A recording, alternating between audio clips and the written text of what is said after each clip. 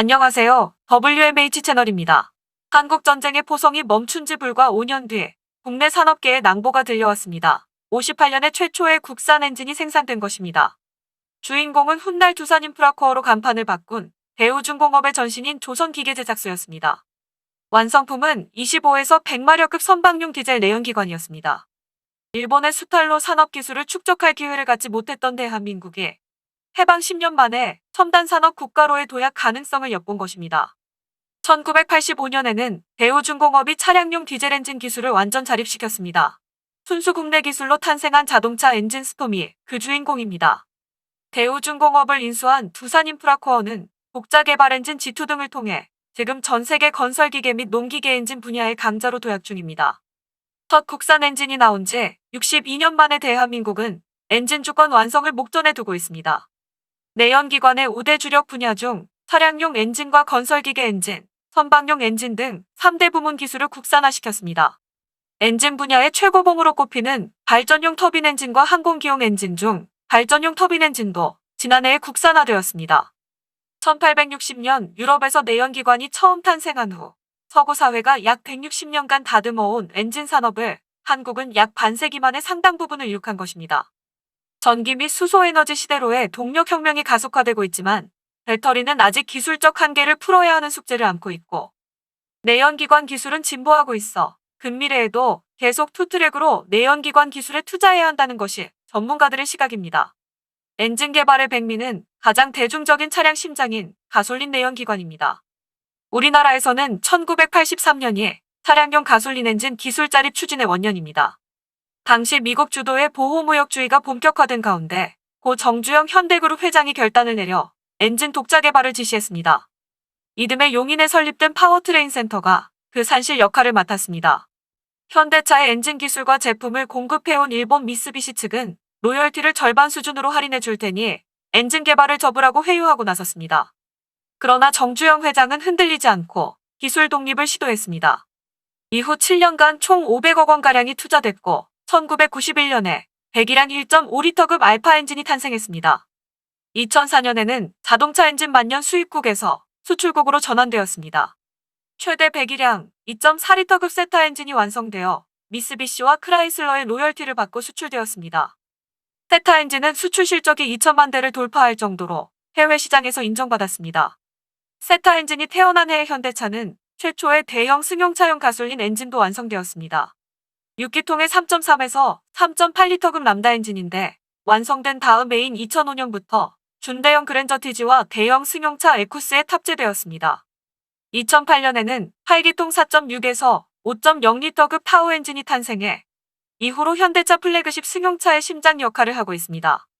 현대차는 차량용 디젤 엔진으로 2000년 개발한 승용차용 D 엔진을 시작으로 2009년까지 승용차용 UR 엔진과 상용차용 FGH 엔진을 잇따라 내놓았습니다. 이로써 승용차와 상용차 분야에서 가솔린과 디젤 엔진의 모든 라인업을 독자 기술로 완성하게 된 것입니다. 내연기관 중 가장 강력한 출력을 내는 것은 단연 선박용 엔진이며 메이드 인 코리아가 석권한 분야이기도 합니다. 현대중공업이 세계 1위를 지키고 있습니다. 전 세계 선박용 엔진 10대당 약세대는 현대중공업 제품이라고 보면 됩니다. 1972년 설립된 현대중공업은 조선사업에서 성장의 기회를 엿보았으나 주요 기술과 부품을 수입에 의존하는 한계에 직면했습니다. 특히 핵심 부품인 대형 디젤 엔진은 선가의 10% 정도 차지했는데 전량 일본과 유럽에서 수입해야 하는 실정이어서 가격 경쟁력이나 납기 단축 측면에서 어려움이 있었습니다. 이에 선박 엔진 독자 개발을 결심하고 1978년 세계 최대의 선박용 엔진 공장을 완공해 대량 생산의 토대를 마련했고 이듬해인 6월에 첫 선박 엔진을 내놓았습니다. 당시에는 선박 엔진 분야에서 미쓰비시 중공업 등 일본 기업들이 세계 최대 생산 능력을 갖췄지만 설비 노후화로 정밀한 작업을 하는데 한계가 있었습니다. 현대중공업은 이 약점을 파고들었습니다. 8,400만 달러를 해외에서 빌려 1000분의 1mm 단위까지 정밀 가공할 수 있는 컴퓨터 기반 설비 등을 구축했습니다. 이 전략은 주요했고 첫 엔진 생산 후 불과 9년 후인 1987년부터 세계 선박용 시장 1위를 지키고 있습니다. 2000년 8월 완성된 힘센 엔진은 현재까지 1만 대 이상 팔릴 정도로 베스트셀러가 되었습니다. 선박 엔진 한류의 또 다른 주역은 HSD 엔진입니다. 1999년 두산과 삼성중공업이 합작해 자본금 50억 원 규모의 독립법인으로 출범시켰습니다. 이듬해 대우조선해양도 대주주로 참여해 자본금을 확충했는데 2005년 두산그룹에 편입돼 두산엔진으로 간판을 받고 달았습니다. 2018년에는 두산그룹에서 계열 분리돼 HSD엔진의 사명을 복원했습니다. 계열 분리 후 독자 생존의 과제 앞에 직면해 있으나 여전히 세계 선박 엔진 10대당 약 2대는 HSD 엔진을 사용할 만큼 기술력과 생산 토대를 쌓아놓고 있습니다. 또한 두산중공업은 작년에 기계공학의 꽃이라 불리는 발전용 가스터빈 국산화에도 성공했습니다. 2013년에 이 사업에 뛰어든 두산중공업은 산업통상자원부와 한국에너지기술평가원의 지원을 받아 1조 원의 연구개발 비용을 투입했습니다. 이 가스터빈은 설계 자립화 100%, 부품 국산화율 90% 이상을 달성했다고 합니다. 항공우주 엔진 시장에도 태극기가 꽂힐 날이 점점 다가올 것으로 기대되고 있습니다. 한국항공우주연구원은 2년 내 완료를 목표로 최초의 한국 독자 개발 우주로켓 엔진 개발을 순항시키고 있습니다. 항공엔진 분야에서는 오는 2024년 국방용 무인항공기용 터보팬 엔진 독자 개발이 완료될 예정이며 이와 별도로 2023년까지 급초음속을 내기 위한 스크램제트 및 터보제트 복합 추진기관용 기초기반 기술 개발 작업이 진행되고 있습니다. 우리나라는 엔진을 개발할 때마다 일본의 엄청난 회유에 시달려야 했습니다. 발전용 가스터빈 개발 도중에도 일본의 미쓰비시 중공업은 두산중공업이 제작해 미쓰비시에 납품하던 가스터빈 OEM 방식의 납품을 중단시켰습니다. 미쓰비시 측은 국제과제에 참여하지 않으면 더 좋은 조건으로 협력 관계를 이어가겠지만 참여할 경우 관계를 끊겠다고 두산중공업을 압박했다고 합니다. 이런 회유에도 불구하고 한국 전쟁 이후 60여 년 만에 엔진 기술의 자립화를 이루고 있는 나라는 대한민국밖에 없을 것입니다. 엔진 독립 없이는 우리나라의 기간 산업은 언제나 기술 선진국들에게 끌려가야만 합니다.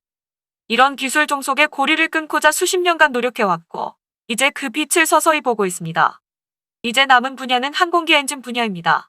이 분야는 몇몇 기업들이 선점을 하고 있어 쉽지 않은 도전이 될 것입니다. 하지만 국내에서도 꾸준한 연구가 지속되고 있어서 2040년경에 선진국들의 기초 공업력을 따라 잡을 것이라고 전문가들은 예측하고 있습니다. 또한 미래의 내연기관이 전기나 수소 사회로의 급속한 전환이 이루어진다 해도 우리나라는 대비가 잘 되어 있습니다. 국내 대기업들은 1990년대부터 전기차 배터리와 수소차와 관련한 기술을 개발해왔습니다. 그래서 전기차 배터리와 수소 관련 기술력은 세계 최고 수준으로 평가받고 있습니다. 선박 엔진 분야도 마찬가지로 선박 엔진의 미래 기술인 LNG 추진 선박 분야에서도 우리나라는 세계 최고의 기술력을 가지고 있습니다. 산업화에 늦었던 우리나라는 엔진 관련 기술의 개발에도 늦었지만 이젠 많은 부분에서 선진국들을 따라왔으며 미래 기술에서는 오히려 앞서 나가고 있습니다. 이제 진정한 엔진 독립의 시기가 다가오고 있습니다. 이상 마치겠습니다. 시청해주셔서 고맙습니다. WMH 채널이었습니다.